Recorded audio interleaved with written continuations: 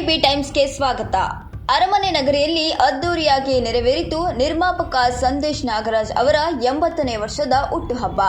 ಮುಖ್ಯಮಂತ್ರಿ ಸಿದ್ದರಾಮಯ್ಯ, ಕಿಚ್ಚ ಸುದೀಪ್ ಸೇರಿದಂತೆ ಅನೇಕ ರಾಜಕೀಯ ವ್ಯಕ್ತಿಗಳು ಹಾಗೂ ಚಿತ್ರರಂಗದ ಗಣ್ಯರು ಭಾಗಿಯಾಗಿದ್ದರು.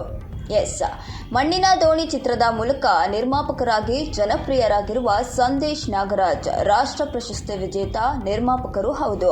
ಸಾಕಷ್ಟು ಸದಭಿರುಚಿಯ ಚಿತ್ರಗಳನ್ನ ಕನ್ನಡ ಚಿತ್ರರಂಗಕ್ಕೆ ನೀಡಿರುವ ಇವರು ವಿಧಾನ ಪರಿಷತ್ ಸದಸ್ಯರಾಗಿ 2 ಬಾರಿ ಆಯ್ಕೆಯಾಗಿದ್ದಾರೆ.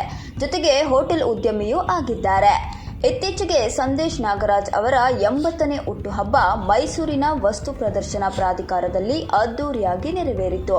ಮುಖ್ಯಮಂತ್ರಿ ಸಿದ್ದರಾಮಯ್ಯ, ಸಚಿವರಾದ ಜಮೀರ್ ಅಹಮದ್, ಬೈರತಿ ಸುರೇಶ್, ಚೆಲುವರಾಯಸ್ವಾಮಿ, ಶಾಸಕರಾದ ತನ್ವೀರ್ ಸೇಠ್, ವಿರೋಧ ಪಕ್ಷದ ನಾಯಕರಾದ ಆರ್ ಅಶೋಕ್, ಪ್ರೊಫೆಸರ್ ಕೃಷ್ಣೇಗೌಡ, ನಟ ಕಿಚ್ಚ ಸುದೀಪ್, ಡಾಲಿ ಧನಂಜಯ್, ಸೃಜನ್ ಲೋಕೇಶ್, ಯುವರಾಜ್ ಕುಮಾರ್, ಸಾಧು ಕೋಕಿಲ, ಗಿರಿಜಾ ಲೋಕೇಶ್, ಸಾರಾ ಗೋವಿಂದು, ಎಸ್ಎ ಚಿನ್ನೇಗೌಡ, ಕರ್ನಾಟಕ ಚಲನಚಿತ್ರ ವಾಣಿಜ್ಯ ಮಂಡಳಿ ಅಧ್ಯಕ್ಷ ನರಸಿಂಹುಲು, ಕನ್ನಡ ಚಲನಚಿತ್ರ ನಿರ್ಮಾಪಕರ ಸಂಘದ ಅಧ್ಯಕ್ಷ ಉಮೇಶ್ ಬಣಕಾರ್, ಕನ್ನಡ ಚಲನಚಿತ್ರ ನಿರ್ದೇಶಕರ ಸಂಘದ ಅಧ್ಯಕ್ಷ ಎನ್ಆರ್ಕೆ ವಿಶ್ವನಾಥ್ ಹಾಗೂ ಚಲನಚಿತ್ರ ರಂಗಕ್ಕೆ ಸಂಬಂಧಿಸಿದ ಎಲ್ಲ ಸಂಸ್ಥೆಗಳ ಹಾಲಿ ಹಾಗೂ ಮಾಜಿ ಪದಾಧಿಕಾರಿಗಳು ಸಮಾರಂಭದಲ್ಲಿ ಭಾಗಿಯಾಗಿದ್ದರು.